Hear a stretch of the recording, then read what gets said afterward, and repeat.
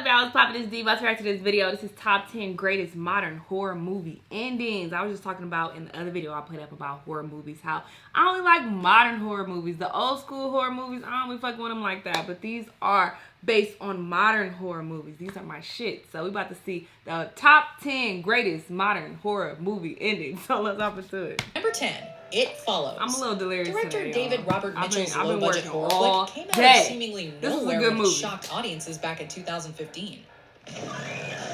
No, it was kind of stupid, but it was kind of scary with a too. Sexually transmitted supernatural force that follows and kills its victims along a chain of sexual partners. You gotta fuck somebody to pass. The only way to avoid death? You guessed it.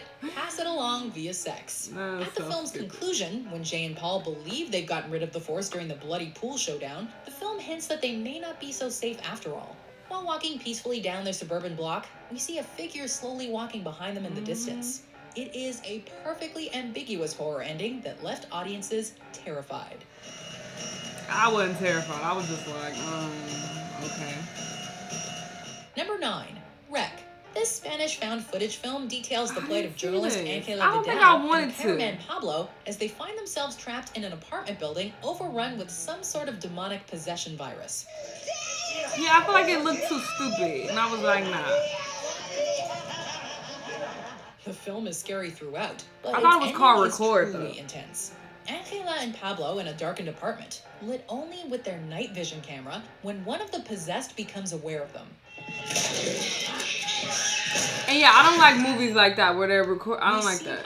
That Blair Witch Project to get shit. A hold of the camera so she can see in the darkness. I don't like it. After finding but then dropping the camera, the audience sees Angela crawl towards it before she's abruptly pulled into the darkness. Number 8. The Mist. Oh, this was such a good movie. I was so sad about this ending. After being trapped in a supermarket for the entire film, David Drayton and his group of survivors make their escape into the monster-ridden mist in an attempt to find rescue.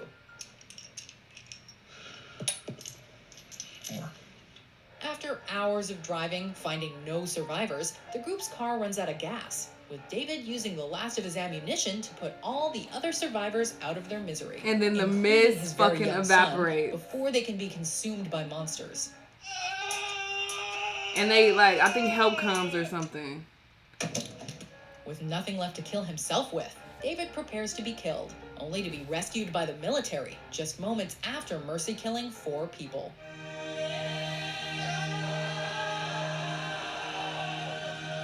Number 7.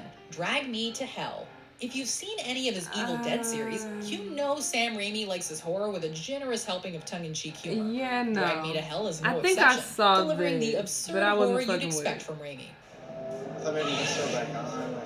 Yeah, I saw this. The film culminates with Alison Lohman's Christine realizing she failed to break the curse placed on her before falling onto a set of train tracks. A portal to hell opens beneath her, with spectral arms dragging her in and fulfilling the film's title. Her boyfriend, played by Justin Long, can only watch in horror as Christine cries for help. And she gets dragged to hell. This movie is stupid. Number 6. The Others. Oh, I love this movie Amenabar's too. 2001 Ghost Story stars Nicole Kidman as Grace, the mother of 2 children living on an island off the coast of Normandy following World War II. You listen to me. That's wild. They was the ghost the whole Grace time. and her kids begin to believe their house is haunted as the film goes on, but the real shocker comes near the film's end. Is that how she killed you? With a pillow. It's revealed that Grace murdered her children before killing herself, and they've been the ghost in the house ever since. Crazy, right? That was a good ending. Eventually, Grace and her kids come to terms with their status as ghosts and decide to happily and peacefully inhabit or haunt the house together. Will we ever see him again? I don't know. Number 5. The Witch. This slow burn supernatural tale may not have been the type of horror movie many were expecting, but by the film's end, all hell breaks loose, and we're paid a visit by the devil himself. I don't recall this at all. After the family is plagued by strange goings-on and disappearances, things come to a head when the witch finally makes her move, creating chaos on the farm that ends with only young Thomason left alive. Thomason makes a pact with the devil in the form of the family's goat before she joins a coven of witches in the midst of some sort of ceremony.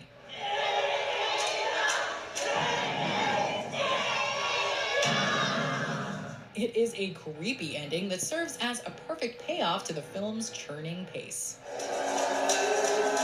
You lost me at slow burn. I don't like slow horror movies. Number 4, Terrible. Saw. The year 2004 saw director James Wan break onto the scene with his horror hit Saw. I want to play a game. The film shows the struggle of several victims of the serial killer I known think as the Jigsaw first one wasn't as they that attempt to solve good. his puzzle and escape with their lives. I forgot. The film's twisting and turning plot There comes were to a few head when after it's that revealed was way the better. seemingly dead body lying in the room through the whole film was actually the Jigsaw killer himself. I don't know why I said like that was Jigsaw. Every other character in the film was essentially a pawn in his game, and there are no winners in this one.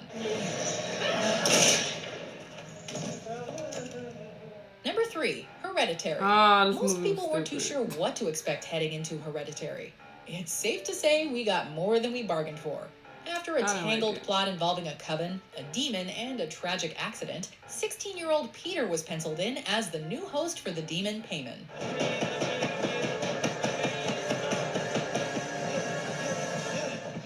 After a terrifying scene depicting an attack by his possessed mother, Peter was drawn into the backyard treehouse that belonged to his deceased sister, Charlie.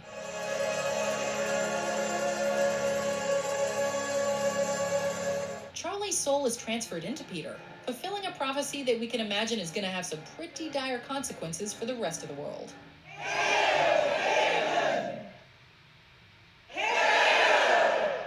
Number 2, Get Out.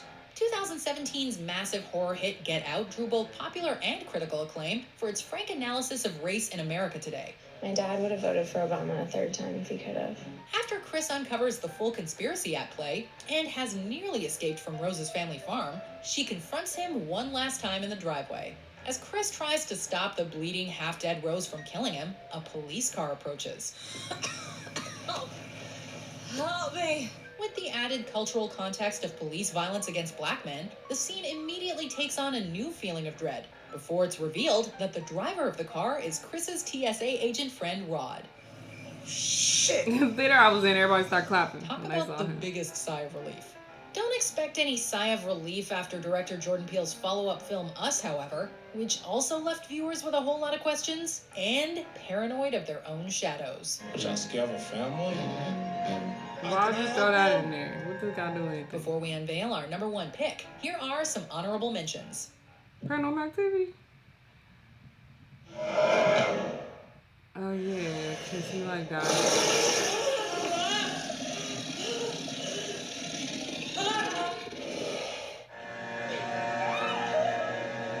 Never saw this.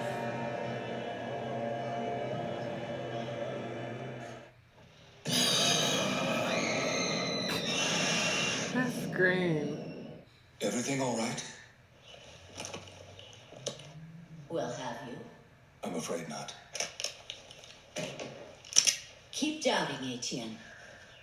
Number 1, The Cabin in the Woods. Me.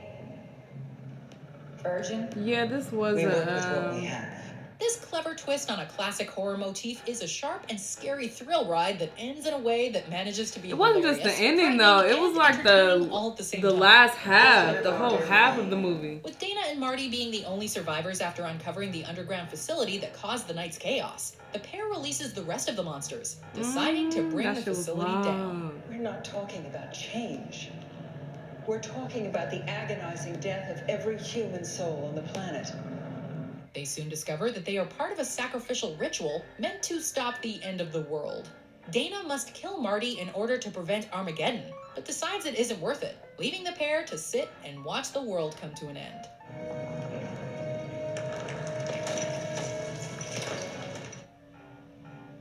Boo!